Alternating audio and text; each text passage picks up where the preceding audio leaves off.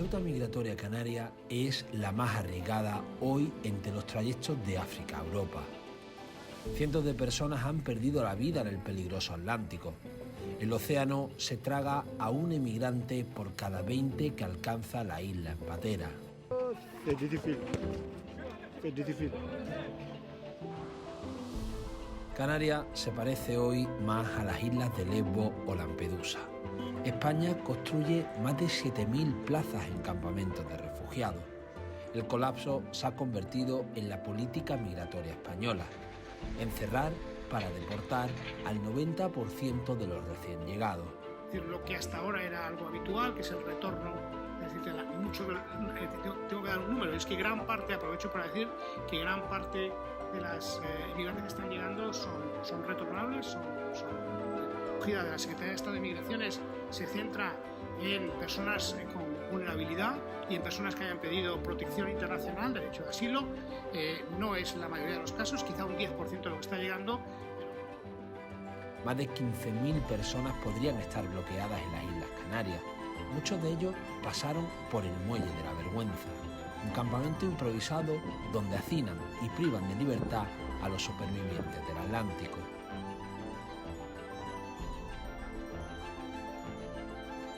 La ruta de África a Canarias creció más de un 1000% y se estima que 18.000 personas llegaron en lo que va del año 2020. Estos fueron rescatados por apenas 20 personas que conforman el protocolo de salvamento marítimo que pide refuerzo. Estamos reclamando desde Salvamento Marítimo, desde el Comité de Empresa, estamos reclamando descanso. Porque al final hay un movimiento migratorio, las políticas migratorias han generado unos movimientos, se ha cerrado toda lo que es la parte del Estrecho y Alborán, se han generado nuevas rutas que ya fueron abiertas en su día en el 2006, que se han vuelto a abrir ahora en el 2020 en Canarias.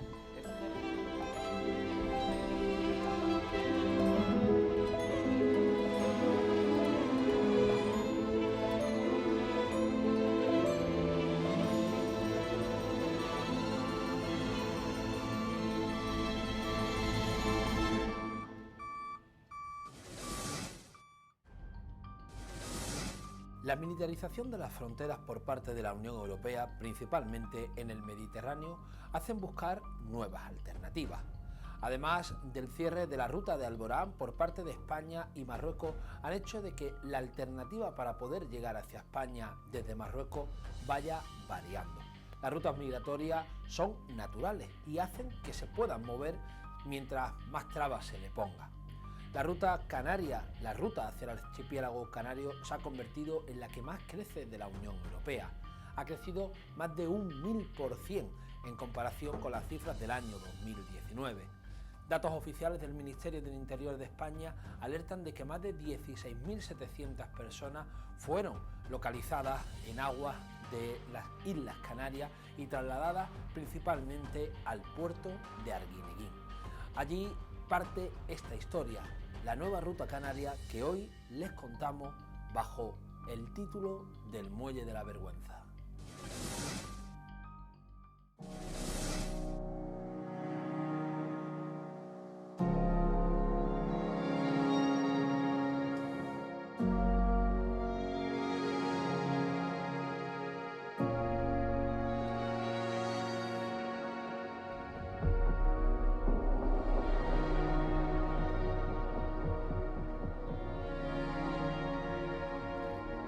Deshidratados, sin fuerza. Así llegan los últimos supervivientes de la ruta canaria tras varios días sin comer en alta mar. Ahora tocan tierra firme, pero deberán quedarse bloqueados en el Muelle de la Vergüenza.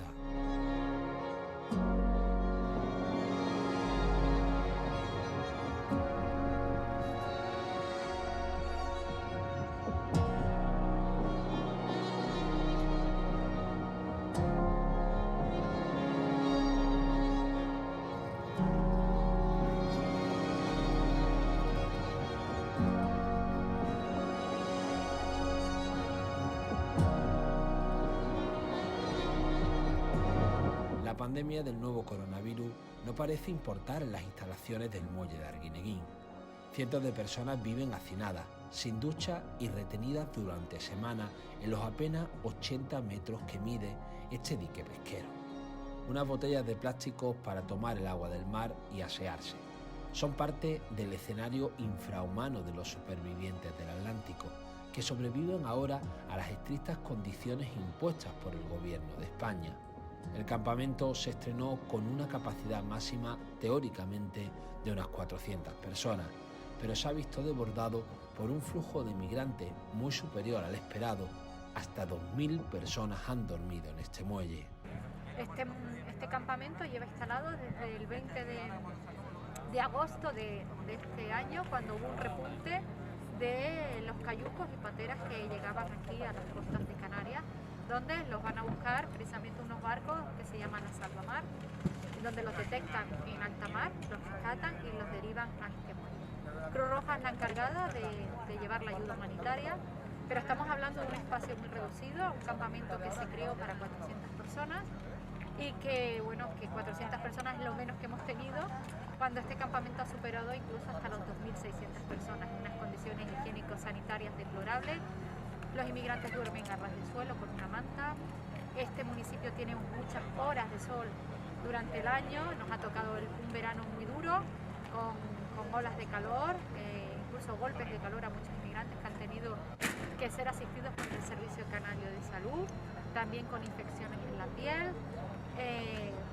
Por ejemplo, hay una cuba de agua con 17 duchas, pero claro, imagínense la cantidad de personas que hay para poder asearse diariamente, pues les toca cada no sé cuántos días, ¿no? Igual que los cambios de ropa, ellos comen y duermen en el mismo sitio. Entre el 1 de enero y el 15 de noviembre han llegado a las costas canarias 16.760 personas migrantes en 553 embarcaciones irregulares, un crecimiento de más del 1000% respecto al año anterior. Canarias es la ruta migratoria que más crece hacia la Unión Europea. Salen desde el sur de Marruecos y las costas del Sáhara Occidental. Su trayecto duran varios días mínimo, lo que la convierte en la más peligrosa. Muere 1 de cada 20 que llegan.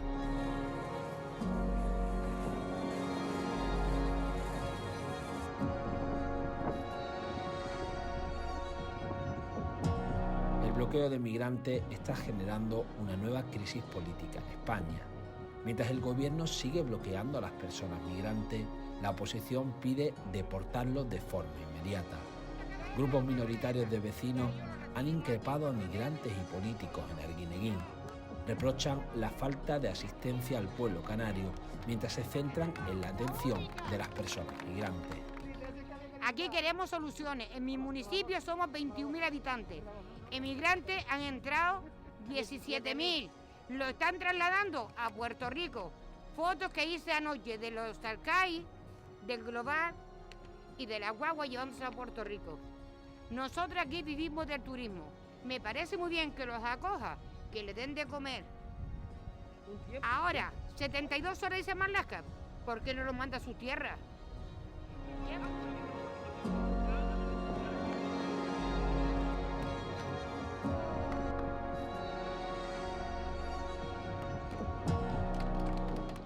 La cancha de fútbol de Maspaloma, al sur de Gran Canaria, es el nuevo punto de encuentro. Aquí los jóvenes vienen a evadirse de los duros recuerdos del Atlántico, mientras esperan la autorización de España para poder continuar su ruta migratoria a la península. Es difícil.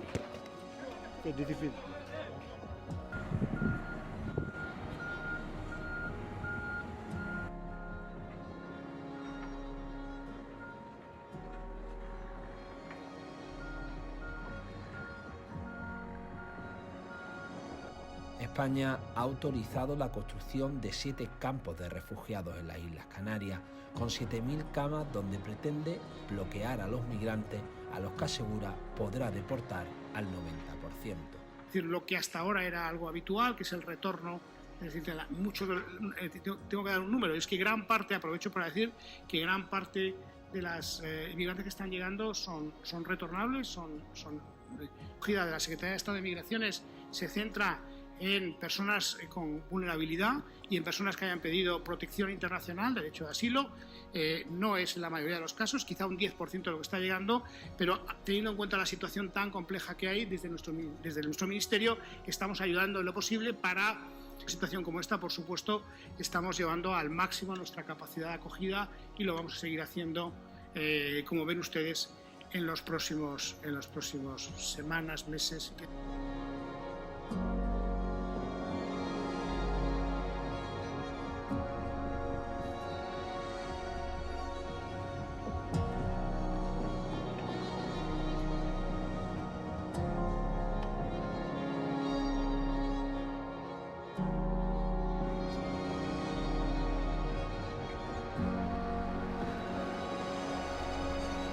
Sortear el bloqueo de migrantes se ha convertido en el gran reto de los familiares. Mohamed espera a uno de los internos en la puerta del muelle, junto a su documentación. Sus familiares le pidieron el favor de ir a por él para formalizar la reunificación en la península. Solo me llamaron sus familiares y me dijeron que se podía venir a buscarlo aquí, nada más. Yo ni lo conozco al señor y me han dicho que está aquí y ahora estoy esperando a ver si me dejan llevarme. Si no, pues no pasa nada. Finalmente logra salir del campamento de Arguineguín, pero ahora deberá ver si consigue viajar a la península. Decenas de migrantes prueban suerte en el aeropuerto. Muchos logran pasar los filtros, pero salir de la isla se ha convertido en una nueva pesadilla migratoria.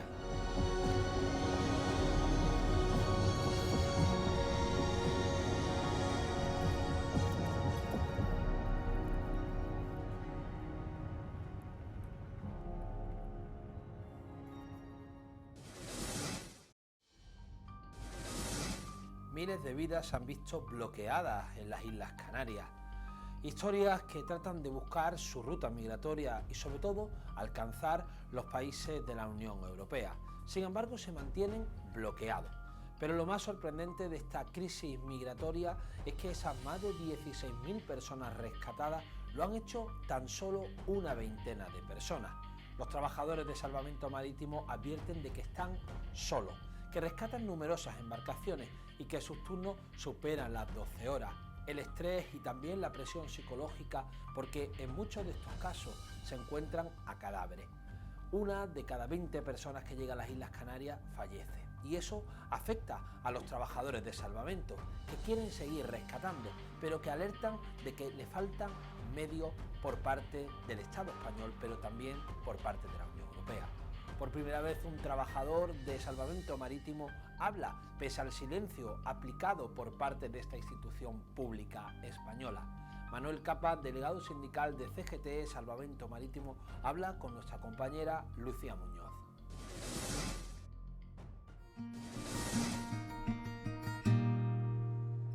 Salvamento Marítimo, o el barco naranja, como lo conocen las personas que son rescatadas en el mar por este ente, es uno de los pocos servicios de rescate público que existe en Europa.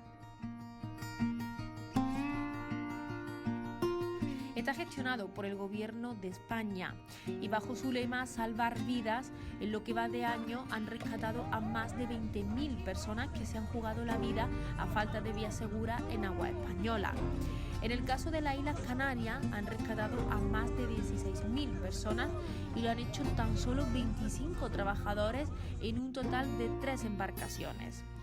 Manuel Capa es uno de esos trabajadores.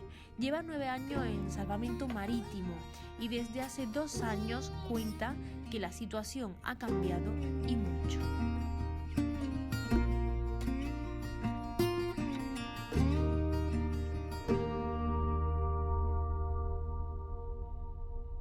Bueno, Manuel Capa, delegado territorial de SACEMAR para CGT y marinero también.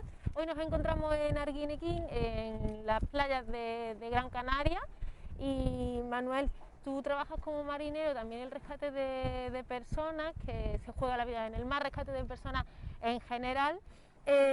Cuéntanos un poquito, porque Salvamento Marítimo es una entidad de un servicio público que muy pocos países en Europa lo mantienen. De momento aquí en España sí que lo estamos viendo cómo salen a la mar a rescatar a personas que lo necesitan, pero además estamos viendo también cómo hay una migración hacia España, una migración irregular, que eso no se cuenta dentro del salvamento marítimo, pero además han cambiado las políticas migratorias en este país. Y ahora también respondéis a las medidas por parte de Guardia Civil o de lo que se conoce como mando único, que es un cuerpo mucho más militarizado. ¿Se está tratando de militarizar la frontera aquí en España? Sí, bueno, de alguna manera, de forma indirecta, se está haciendo. Desde el 2018, donde se instaura ya con potencia el mando único, a raíz de la crisis migratoria que se generó en el Estrecho y Alborán, aparece una figura que es el mando único, el cual es el que toma las directrices o dirige, digamos, todas las maniobras que se puedan hacer tanto de rescate o cualquier servicio marítimo que hay, y principalmente dentro de la inmigración, con lo cual toda la cadena de mando que hay desde que la unidad, que es el barco, la lancha, que es la que ejecuta, digamos, una orden, la torre que manda a la lancha a hacer el servicio, el capitán marítimo que autoriza la torre, y con anterioridad era el subdelegado del gobierno que autorizaba, digamos, toda esta gestión, y si nos damos cuenta, todos estos elementos son civiles. Entonces había una cadena de mando entre civiles, pero el subdelegado del gobierno de la zona se ha eliminado y entonces se ha colocado un elemento, que es el mando único, que realmente entonces la orden inicial sale desde la militarización, con lo cual al final la ejecución final es una orden militar, aunque lo desarrolla un civil. Nuestra reclamación, la queja de DGT de la militarización de salvamento marítimo no viene a que nos vayan a poner una escopeta y una gorra militar, es simplemente que estamos siguiendo órdenes de un Estado militar. ¿Y eso está afectando en el rescate de las personas? Y eso afecta en el rescate de las personas. ¿Por qué? Porque al final las decisiones que se toman son militares. La gestión, no hay un concepto humanitario o menos humanitario. Al final la situación, cuando apareció el mando único en la zona del Estrecho, los rescates se ralentizaron. El tiempo de respuesta desde antes de aparecer el mando único eran 30 minutos, 45 minutos, porque el servicio de salvamento se adelantaba, digamos, a la emergencia, iba adelantando. A la hora de navegar bajábamos hacia la posible zona de localización de una patera, y desde que aparece el mando único hasta que no se localiza la patera no se sale, con lo cual desde que se sale de tierra hasta que se llega a la patera transcurre unas 3 horas. Entonces estamos hablando que son embarcaciones precarias, que están en peligro, en un medio hostil, y se alarga. El tiempo de espera o el tiempo de rescate se alarga. Pero no solamente está afectando al rescate de personas que están en el agua, sino también el trabajo que realizáis vosotras, ¿no? Te he llevado también una serie de reclamaciones que no vienen solo por el mando único, sino también por las políticas migratorias que se están ejerciendo. Claro, principalmente aquí estamos reclamando desde Salvamento Marítimo, desde el Comité de Empresa, estamos reclamando descanso. Porque al final hay un movimiento migratorio, las políticas migratorias han generado unos movimientos, se ha cerrado toda lo que es la parte del Estrecho y Alborán, se han generado nuevas rutas que ya fueron abiertas en su día en el 2006, que se han vuelto a abrir ahora en el 2020 en Canarias. Eso nos implica un aumento de pateras, también sumado al cierre de Marruecos con el tema del COVID, porque ahora mismo tampoco solo viajan los que no pueden viajar, sino incluso los que tienen pasaporte están viajando porque no pueden salir de su país. Y muchos ya vienen con su pasaporte para poder viajar desde aquí al resto de Europa. Claro, no son personas que estén indocumentadas. Claro, hay muchos que vienen con su pasaporte, porque en el momento de pisar en territorio español ya con su pasaporte pueden irse al aeropuerto, coger un avión, e irse a Alemania o a Holanda, que es donde quieren llegar. Claro, al final son personas que se tienen que jugar la vida a falta de vía segura y porque no tienen un visado, o sea, ¿qué documentación tienen? Pero el trayecto migratorio al que se enfrentan estas personas, ¿cuál es?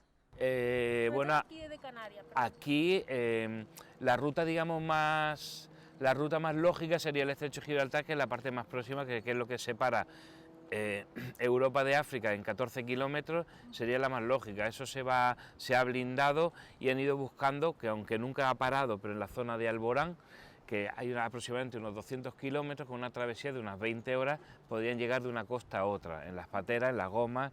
¿Qué ocurre? Que ahora, al estar, digamos, eso blindado, esa costa blindada, la del norte de Marruecos, la alternativa ha sido tener que salir desde Canarias, o sea, perdón, desde Marruecos a Canarias.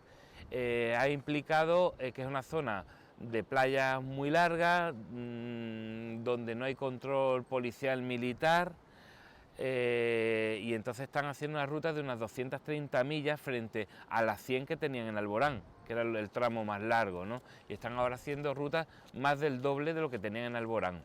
De hecho, ha llegado el caso que nos pasó el otro día, un marroquí venía de Nador, frontera con Melilla, vino hasta Dakhla, 3.000 kilómetros de viaje por tierra para coger una patera para hacer 230 millas, que son 400 kilómetros en una patera, con lo cual es una odisea, un viaje de esos. Manuel, cuando se cierra una puerta estamos viendo que se abre otra, casi siempre otra más peligrosa, más larga, que además también se ve dificultad en vuestro trabajo. Claro. Ahora, bueno, es cierto, ahora mismo, por ejemplo, no es lo mismo el Mediterráneo, que el Mediterráneo, bueno, pues tiene sus cosas, como mar que es, y el peligro que conlleva estar a flote en cualquier medio, en el mar me refiero, pero el Atlántico es mucho más bravo, ¿no? Al final, las condiciones meteorológicas de ola, de viento, de ruta de mercantes, que tampoco es otro de los pasos, aquí entre Canarias y Marruecos, o África, digamos, hay una ruta incesable de mercantes que van de norte a sur, de sur a norte, que son los que transportan todas las mercancías para el resto del mundo, o para Europa, que bajan hacia África o que suben a Europa, con lo cual eso también es otro peligro añadido a las navegaciones por condiciones meteorológicas. Y estos accidentes, bueno, accidentes hay, lo que pasa que no llega a nuestros oídos, como no sea muy cerca de la costa. ¿Por qué? Porque al final los restos van a quedar a flote o se hunden y se los va a tragar el Atlántico, y lo que pueda aparecerá en el Caribe, con los vientos alisios. Manuel, muchas gracias. Nada, a vosotros.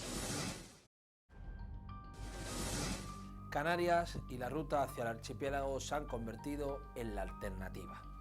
Ocurre que cuando se cierra una puerta se abre otra.